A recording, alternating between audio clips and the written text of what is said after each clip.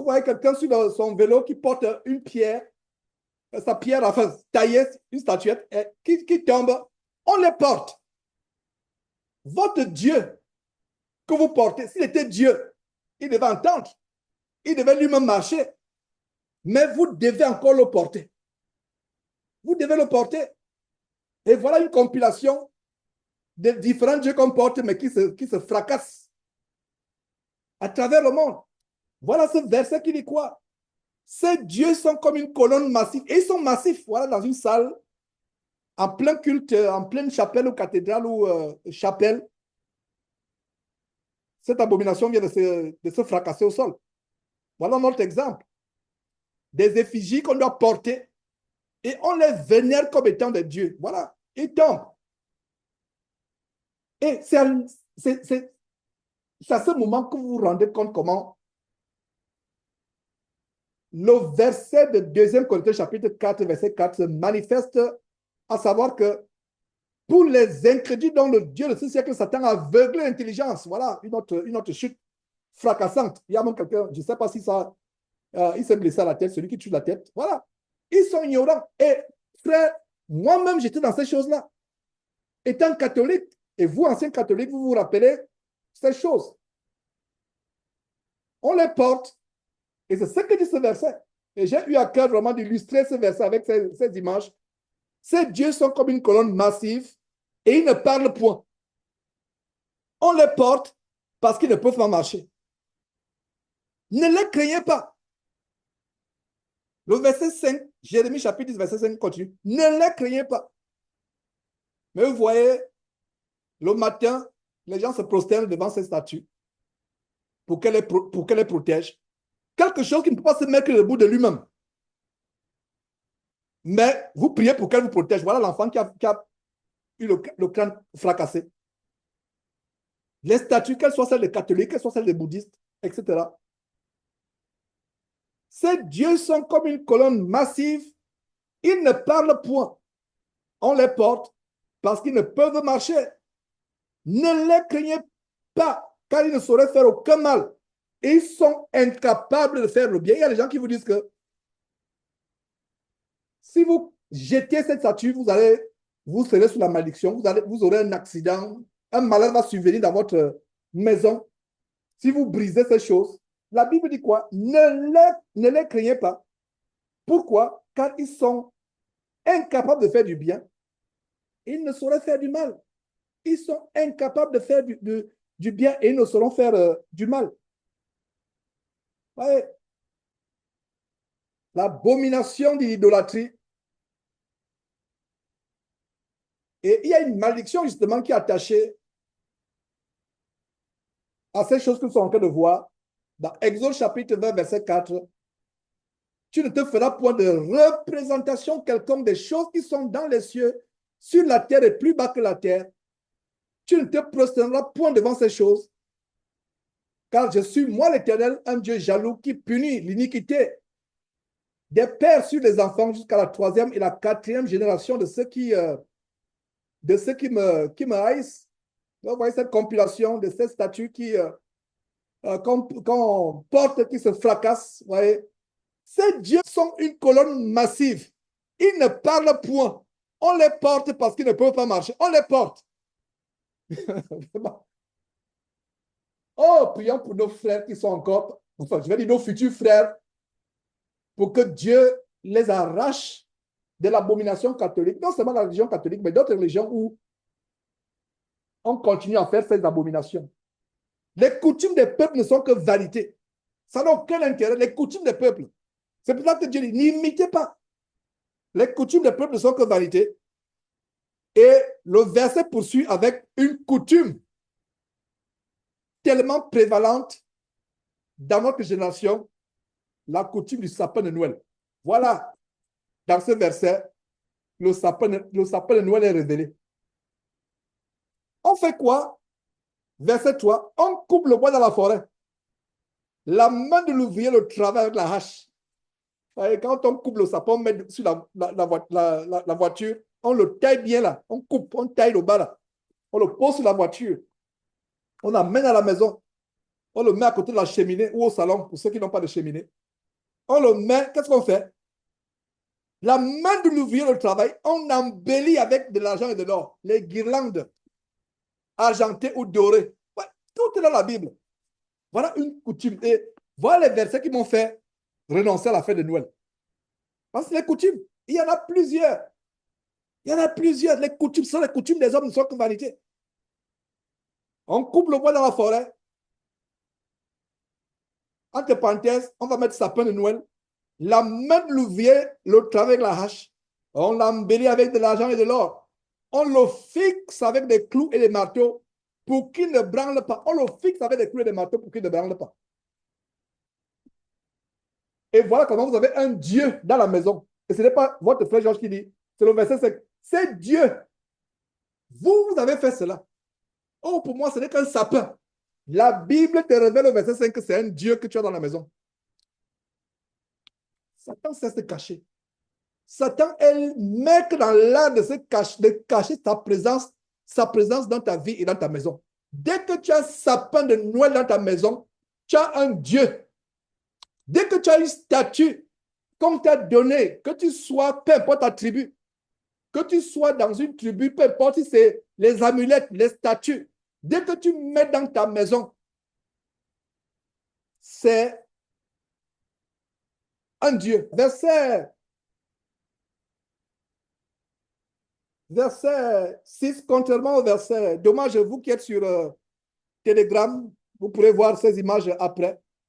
Et donc, verset 6, nul n'est semblable à toi, ô Éternel. Regardez, à quoi pouvons-nous comparer notre Dieu? À ces statues que vous venez de voir. Parce que c'est bien de mettre une image. Si vous êtes comme moi, parce que j'ai une intelligence plutôt visuelle. Il y a les gens qui ont une intelligence auditive, il faut qu'ils écoutent.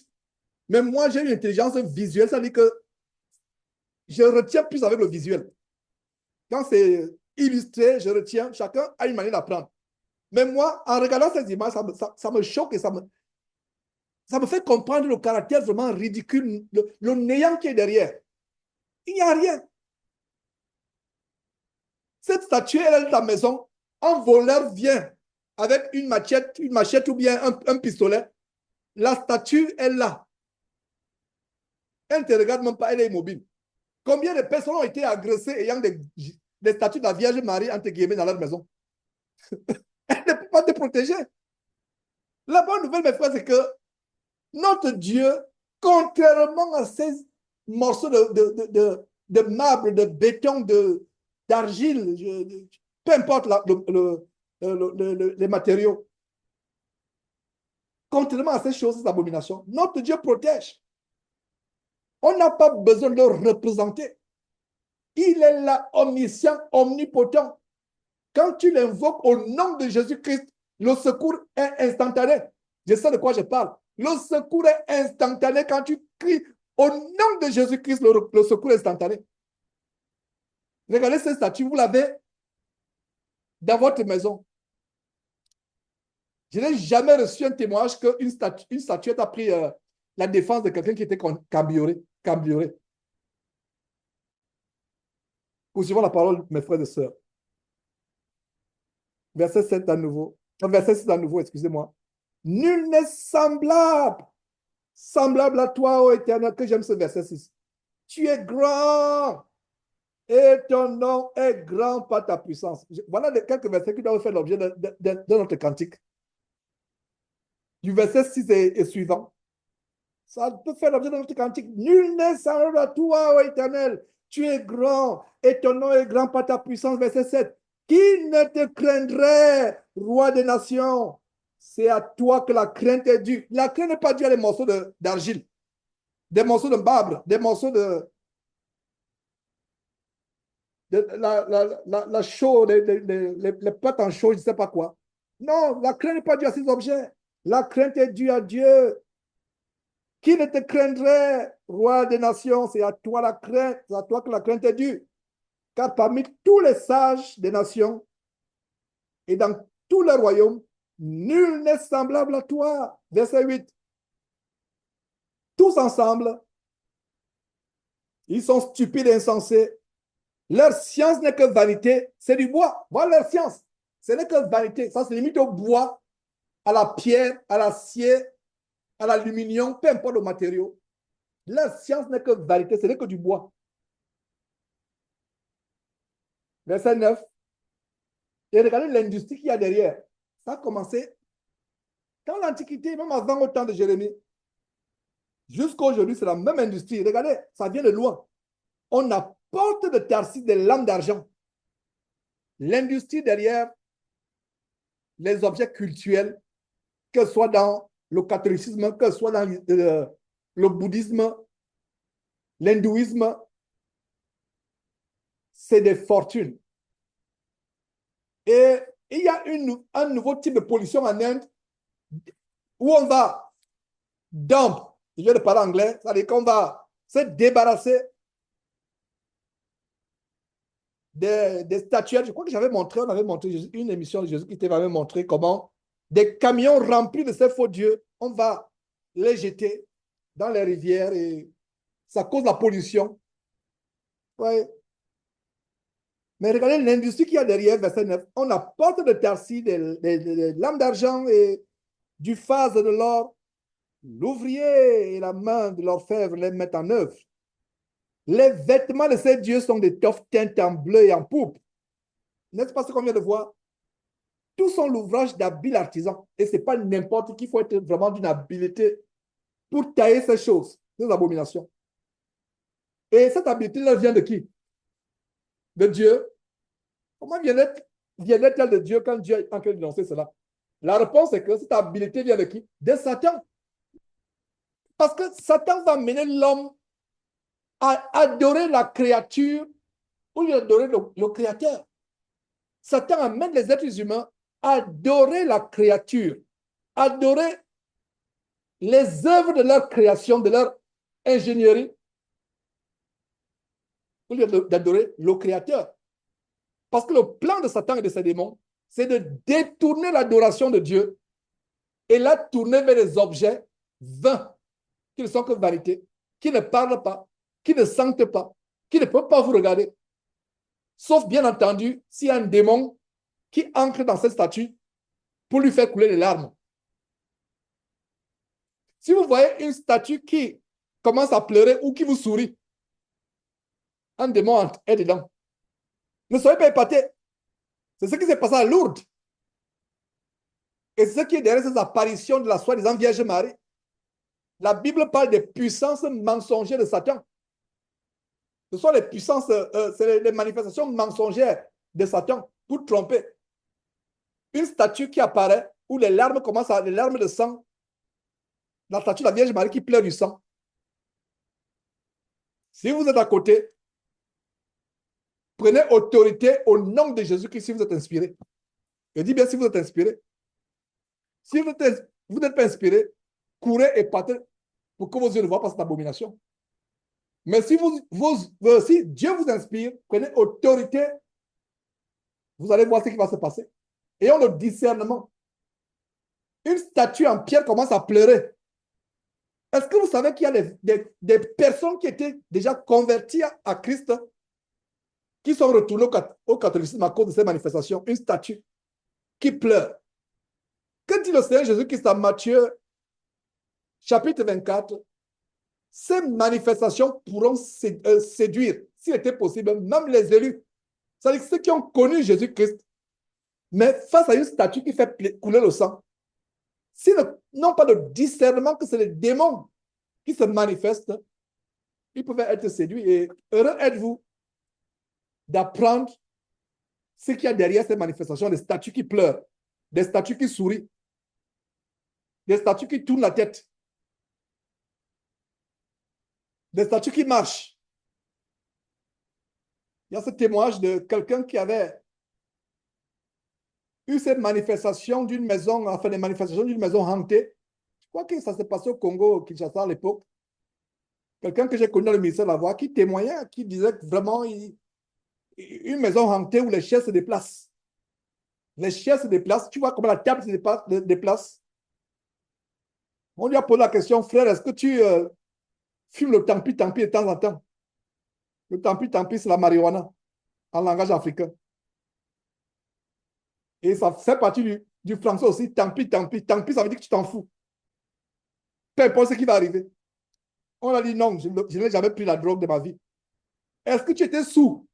Non, je ne prends pas l'alcool. Est-ce qu'il y avait des... Non, l'hallucination? Non. Je vous dis, ce que j'ai vu, c'est vrai. Des chaises qui marchent dans la maison, c'est les démons. Pour nous qui avons le discernement, nous savons que des choses comme ça peuvent se passer. Puisque les démons peuvent prendre n'importe quel... Ils peuvent entrer dans n'importe quel corps. Que ce soit le corps... un corps inerte, comme un morceau de pierre, une statue, une chaise, une table. Que ce soit un corps animal, que ce soit le corps humain. C'est pour ça qu'il y a les phénomènes de maisons hantées. C'est quelque chose qui est sensationnel ici aux États-Unis. Il y a les touristes de maisons hantées. Les touristes, ils vont... Il y a des régions, il y a des gens qui ont des châteaux et ils se font l'argent. Un château, vieux château, il est propriétaire d'un grand château. Les gens viennent à longueur d'année, des touristes de supernaturel. Ils viennent, vous vous alignez. Ils viennent, c'est eux-mêmes qui viennent pour acheter, ils viennent pour expérimenter ces choses. Mais quand ils entrent là-bas, les cris qu'ils poussent. Et la règle, c'est que quand tu entres, tu signes un contrat. Si le cas s'arrête, ce n'est pas le problème du propriétaire. Donc, tu signes le contrat avec la famille. Ils signent le contrat. Et la règle, c'est qu'on vous ferme. On vous laisse pendant 1 heure. Non. L'homme américain a des problèmes. Ce n'est pas seulement l'américain. Je ne sais pas si ça se passe aussi en Europe, etc. Je ne pense pas que ça se passe en Afrique où il y a des maisons hantées. Déjà, même en Afrique, le phénomène spirituel est partout. On n'a pas besoin d'avoir une maison hantée. Le phénomène spirituel en Afrique, c'est présent partout. C'est partout. Mais ici, il y a les maisons hantées et les phénomènes. Et... même, toute une famille, ils vont avec les enfants. Ils veulent avoir une expérience. On les en fait pendant 2 heures et on entend les cris. On ne peut pas vous faire sortir avant 1 heure. Vous avez signé le contrat. Vous avez signé le contrat. Et vous et moi, nous savons que s'il n'y a pas une telle chose telle qu'une maison hantée, c'est plutôt une maison où il y a des manifestations démoniaques. Voilà ce qui se passe. Alors, mes frères, voilà. Verset 10. Mais l'Éternel est Dieu en vérité. Il est un Dieu vivant et un roi éternel. La terre tremble devant sa colère et les nations ne supportent pas sa fureur. Que nos ennemis écoutent très bien ce verset. La terre tremble devant sa colère. Les nations ne supportent pas sa fureur. Mes frères et sœurs, prions pour nos ennemis. Si quelqu'un s'amuse à vous attaquer spirituellement, ne souhaitez pas sa mort. Priez pour nous. Prions, je vous assure que la colère de Dieu contre nos ennemis est terrible. Est terrible.